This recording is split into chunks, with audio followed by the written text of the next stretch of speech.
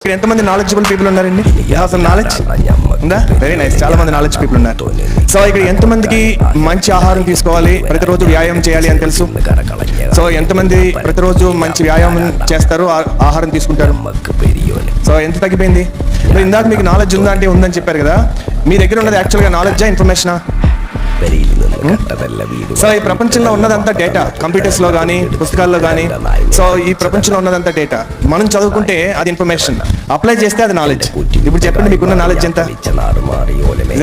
So knowledge వచ్చిన తర్వాత అది ఉంటుందా, వెళ్ళిపోతుందా? ఒక చాలా 80-90 కిలోస్ ఉన్న ఒక అమ్మాయి ఒబెసిటీ సెంటర్కి వెళ్ళింది. వెళ్ళి అమ్మాయి ఏం అడుగుతుంది? Weight loss. అమ్మాయి బరువు తగ్గుతుందా? తగ్గుతుంది, తాత్కాలికంగా తగ్గుతుంది. ఎందుకంటే సో సన్నగా అయింది, పెళ్ళి అయింది, పిల్లలు వచ్చారు, మళ్ళీ చక్కగా హెల్తీగా తయారైంది. ఇప్పుడు ఎవరైనా అవన్నీ నువ్వు సన్నగా కావాలంటే పలానా హెల్త్ డైట్ తీసుకో, పలానా ఎక్సర్సైజ్ చేయండి, ఆవిడేం చెప్తుంది? నాకు తెలుసు, ఐ హావ్ ద నాలెడ్జ్ అంటుంది. యాక్చువల్గా ఆవిడ దగ్గర నాలెడ్జ్